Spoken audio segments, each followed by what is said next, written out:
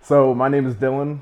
In September 19th of 2019, I was charged with reckless driving for street racing. I've driven a multitude of cars, but at this point in time, I was driving a 2006 Infiniti G35 Coupe. Yes, the rear-wheel drive Ultima. So I had a couple parts on it at this point in time.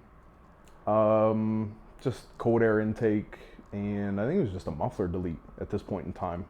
And then, yeah, the rest of my parts kind of came later down the road. Yeah, the night I was out, I was with friends.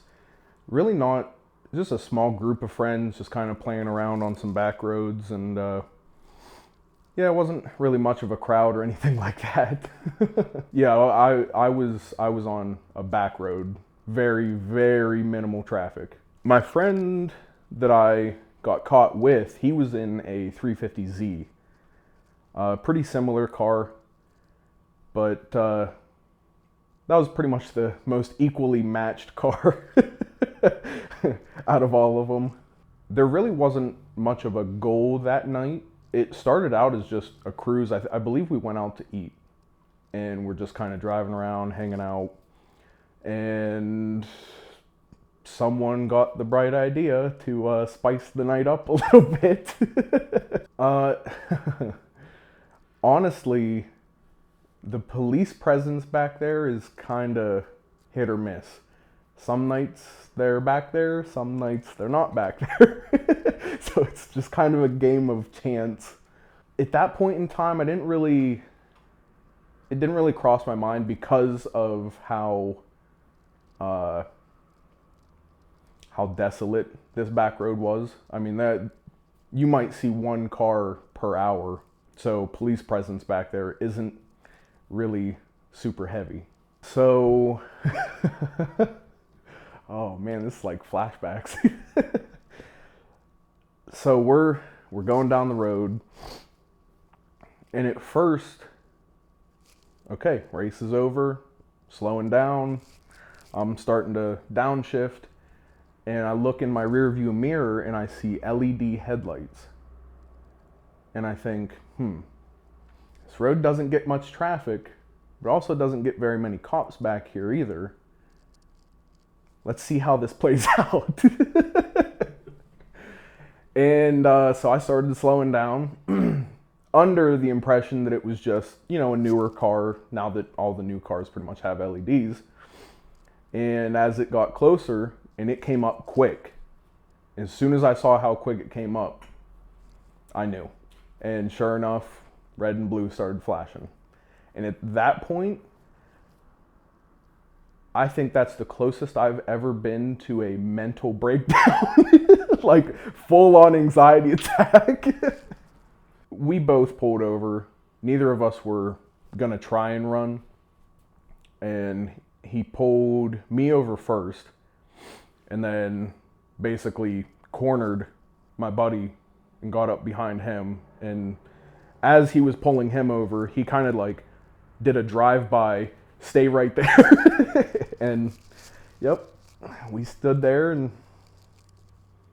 the very first thing I remember, very first thing that even came out of my mouth as soon as he came up to the window was I let him know that I was buckled, or I was buckled as he came up to the window, and I told him, I said, I'm going to unbuckle, because if I don't, I'm going to have an anxiety attack. So he let me unbuckle, and cop was very cool about it. He was very just relaxed, like just kids being kids. And so from there, got my information, the usual, why I pulled you over. I said, yeah, I have a pretty good idea as to why. He kind of chuckled a bit, and fast forward, he comes back to the car and says, hey, I'm going to cite you with reckless driving, that's all I'm going to cite you for. He said I could tack on, going over the speed limit. I can't remember exactly what he said he clocked me at, because at this point in time we were slowing down. Want to say about 80 something, and I don't remember what the speed limit on that road is. I think it might be 35, 45, so a pretty high amount over the speed limit. And I asked him, hey, am I going to lose my license over this? I have a full-time job, I still have a life. And I will never forget, he said, I can't give you a direct answer, but if it comes down to that, give me a call and we'll talk about lessening the citation. And got the ticket, went on my way, trying to hold my hand steady as I drove down the road. And I mean, that was it. Driving away was, I don't even think I put music on. At that point, I was just in my head, just kind of freaking out, not sure what to do, not sure what to think, and just my head's running in circles around the whole situation that just took place about 2 minutes ago. So that was pretty much my drive afterwards. It was just, I need to just focus for a second. Where'd you go? Every typical teenage boys hangout spot, the local gas station, and met up with some friends there to try and calm myself down. Didn't really work, but at least tried. So in the next few days, everyone told me to fight the citation. In my mind, I was, you know what, I don't want to drag this out. I don't want to deal with any more than I have to deal with. And at this point in time, the citation was for $350, which, I mean, as a teenage guy, that's half of my paycheck right there. There's no way I'm affording a lawyer or anything like that. I was just like, you know what, we'll just pay the citation, get it done and over with, and just basically cross our fingers that PennDOT doesn't strip my license. So I pled guilty, and maybe a couple days after that, sure enough, I get a letter in the mail from DOT saying that my license has been suspended for 6 months due to reckless driving. And on the flip side, so I pled guilty. My friend that was with me did not. And because I pled guilty and he pled not guilty, they basically tried to run a world record speed run on his case and immediately shot it down and gave him a 6-month suspension as well. The police officer said to call him if something happened. So, yeah, so the police officer, since he said that, and the reason I'll never forget this is because I called the police officer, said, hey, they're trying to suspend my license. Can we lessen this? Like, what can we do? And he said, I'll see what I can do. I'll see what I can do. And I called day after day, multiple times throughout each day for almost a week. And after that first initial call, I either got hung up on or sent straight to voicemail or basically got some kind of runaround that I never even got to talk to that officer again. So basically, he said, you know what? Get bent. It was out of the blue. I mean, part of it was just a lack of knowledge on my end and not having... there was no one I knew at that point in time that had ever been through something like this. So there was no one I could really go to be like, hey, what happened? what did you do? What would you do differently? Nothing. So I was just going into this completely blind. So when I got hit with the suspension, it was like my whole world at that point in time was just crumbling down. At that point in time, having to bum rides off of friends and family, and not only feeling like complete garbage for having to bum those rides, but then having to dish out gas money to those people that took me to wherever I needed to go. Regardless of the situation, I am beyond thankful for those people. So it was a very humbling experience, kind of being stripped of a freedom, for lack of a better term. And you just kind of felt like an inconvenience for everyone around you. In the long term, I think mentally it changed not only how I drive, but how I conduct myself around, other people in the car scene. Someone comes and asks me if I want to race now, get away from me. So at that point in time, I was never really late for work. The timing and whatnot couldn't have been better for such a shitty situation. Because one of my best friends had to drive past my house anyways, and we both worked at the same place. So in terms of going to work, couldn't have been luckier. Could not have been luckier to be in that position and to have that friend at that time of my life. Now, everything else,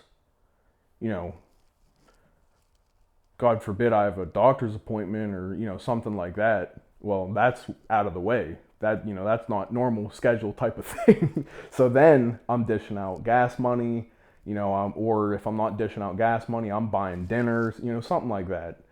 Because I was not about to let a favor go without being returned, if that makes sense. Honestly, the roughest part about not having my license was probably just generally not being able to go anywhere, not have the freedom to just go and do whatever I want. I think that alone gets really taken for granted. So, when you're sitting there on a Saturday night, nothing to do, everyone's out and about, hanging out. You're not. You're sitting at home, finding whatever you can do to occupy your mind to keep from falling into a dark place. Yeah, the suspension lasted the full 6 months. For me. For my friend,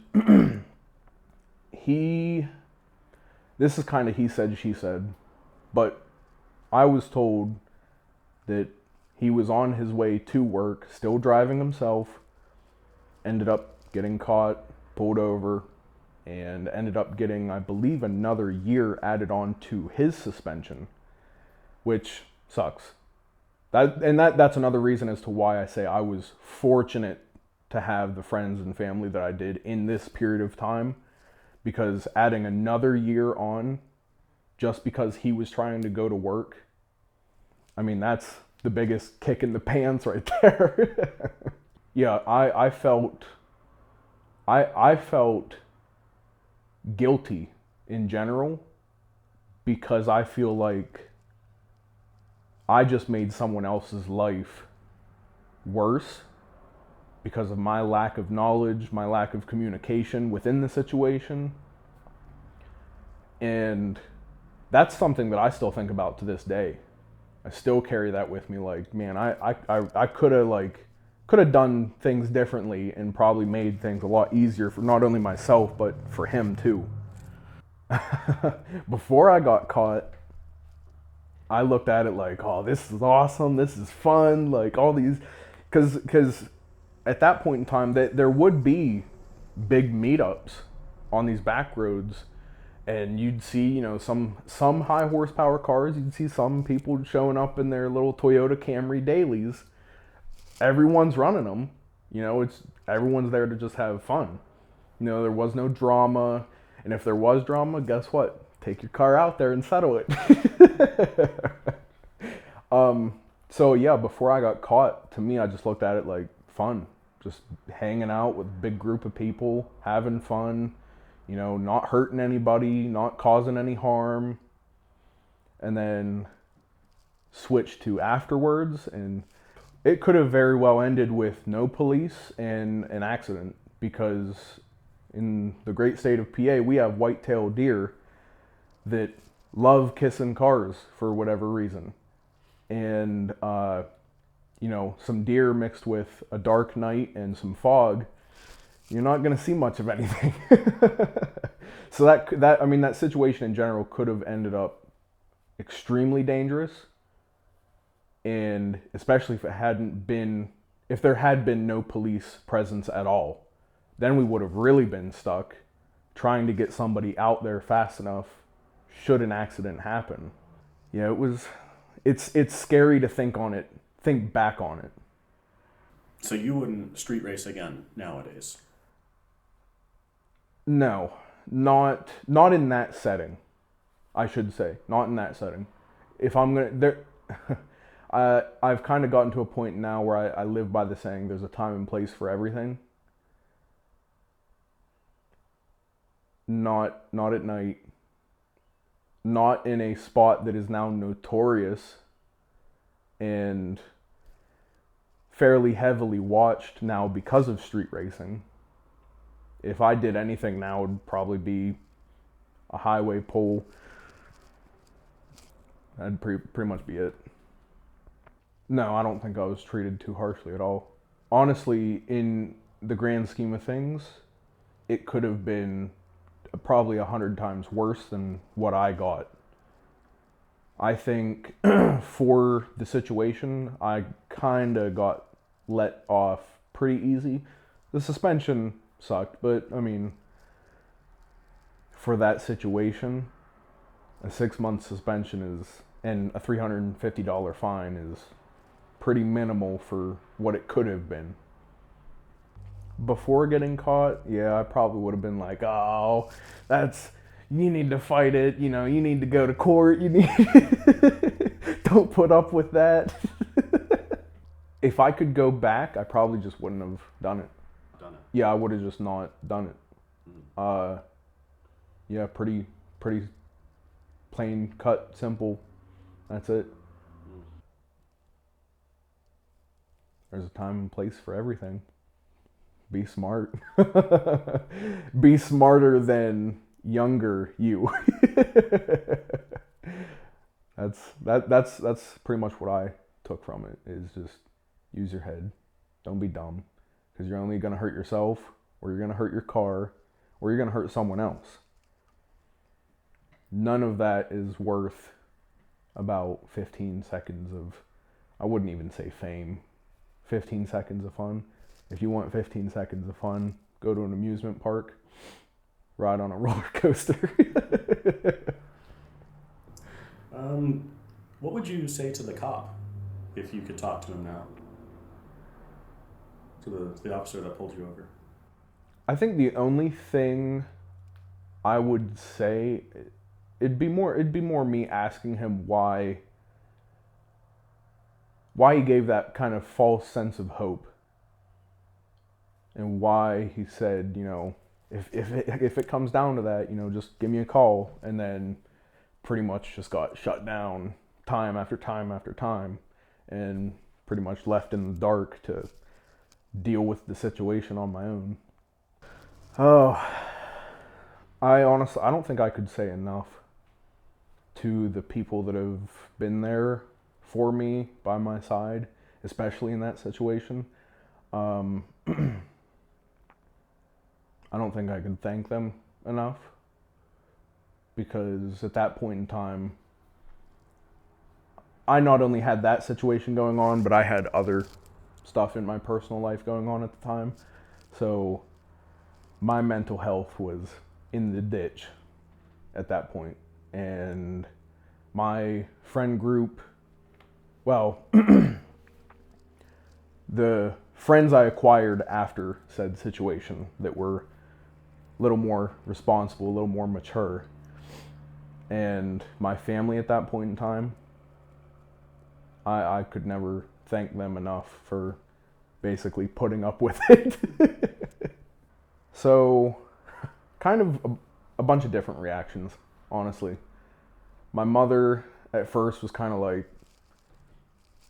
why are you such a dumbass?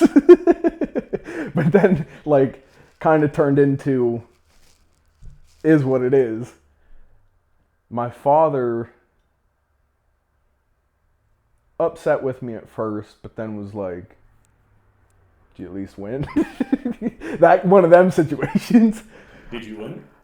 I didn't because at this point in time, so the Infinity is a longer wheelbase than a 350Z, so it's heavier. I mean, at that point in time, I didn't even really understand power to weight ratio within, in between cars. So at this point, I'm thinking, yeah, it's basically the same car. Like, we should be right neck and neck. No, once we hit about third and fourth gear, he just started pulling. Yeah. And I think the funniest reaction out of all my family was when I went to go put the car basically in storage in my grandfather's garage. He asked me what happened, and I explained everything to him, and first thing coming out of his mouth was, oh, back in the day, we used to go grab a 30 rack, and we'd be out in the middle of town lining them up and sending them. He's like, most of the time the cops would sit there and watch us. Okay, well, this ain't the 1970s anymore. That's really funny. This interview is going to go live. Your family might see it. That's fine. Do you think they're gonna? Is there anything you haven't told them? They're gonna. No, they know the whole situation. Well, now they know the whole situation. At first, I told them, yeah, some dude was trying to pass me, and cop thought we were racing, and no, they know now. How long did they believe that? They probably didn't even believe it when I told them at first, but they just kind of went along with it. And then eventually, I think it was like a year later or so, I kind of slowly broke the news to everybody, like, yeah, I actually got caught for street racing. No one was surprised. So you hold the family's top speed record? Yeah. Yes. All right. That's everything I've got. Do you have anything you'd like to say? No. The only thing I can say is be smart. Take care of your cars. They'll take care of you. Your car is worth more if it looks good, runs good, not if it's crashed in a ditch. That's pretty much it. All right. Well, thank you, Dylan. Yeah. We're all done here. Thank you.